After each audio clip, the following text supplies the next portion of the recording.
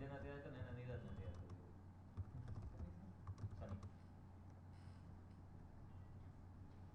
શનિ ના મેં એને કીધું તું તો આવું પણ દૂધ પડતું એટલે ના પડી એ મહેસાણા રહી મહેસાણા પ્લાન ત્યાં નજીક પડે એટલે કે અત્યારે તો મારો પ્લાન નહીં તમારાથી પછી 4 જણા સિલેક્ટ બાસુથી વગી ક્યાં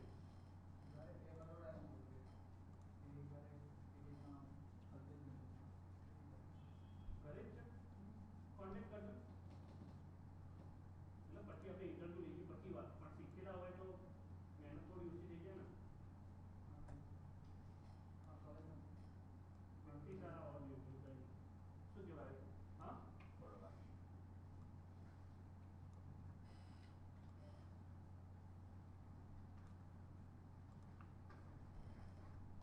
there is certain point that we cannot wait for 3 months. At least we need to be.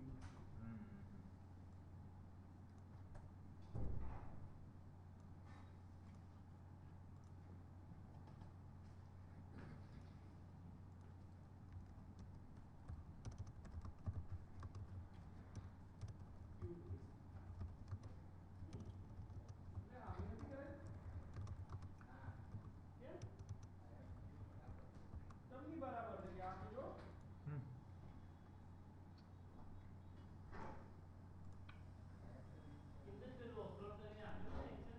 Sir કયું વેબસાઇટ વાળું હા સર હા એ આપી દીધું મેં એને અહીંયા જ ઇન્સ્ટોલ કર્યું એણે મેં અપલોડ કરી દીધું હતું એ ઇન્સ્ટોલ કરીને કંઈક એના ઇમેજીસ ને એવું સેટ કરવાનું હતું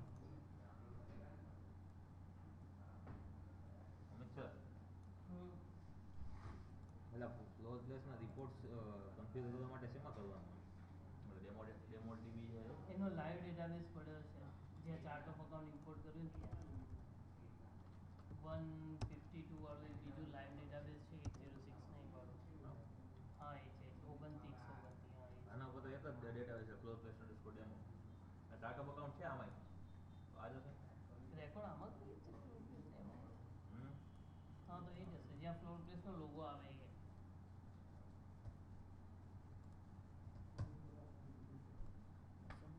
સર વિડીયો ચાલુ છે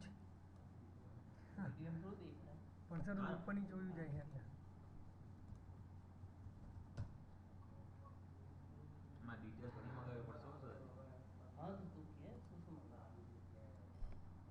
એટલે ટેક્સ રિપોર્ટનું તો આખું અલગ જ છે બધા 5 પેજ આપ્યા ટેક્સના આટલું બધું ક્યાં લઈ આવવાનું 5 પેજ ભરીને આપીએ ટેક્સના ડિટેલ્સ બધી શું છે બધું ટેક્સના અકાઉન્ટ છે કે શું છે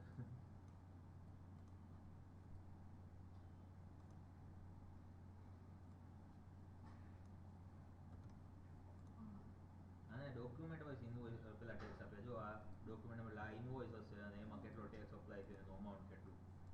તો આ તો ભાઈ ઇનવોઇસ નહીં બનાવવા પડે ને તો ભાઈ એવું બધું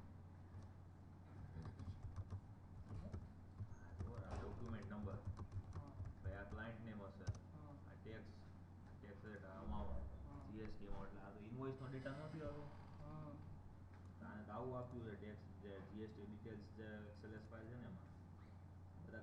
ક્લાયન્ટ છે ને એના ઇનવોઇસ એટલે આખા ડેટા છે ઇનવોઇસીસ હા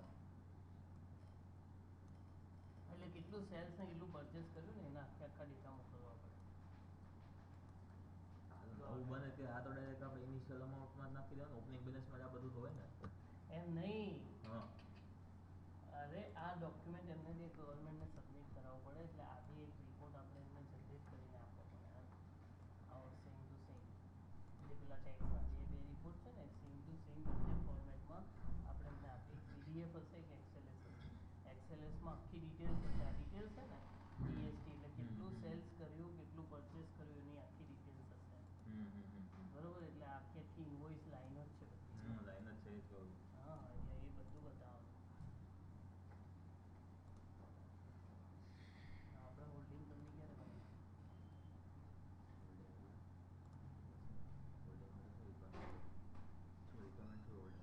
હોલ્ડિંગ એટલે પેરેન્ટ કંપની બનાવતા ને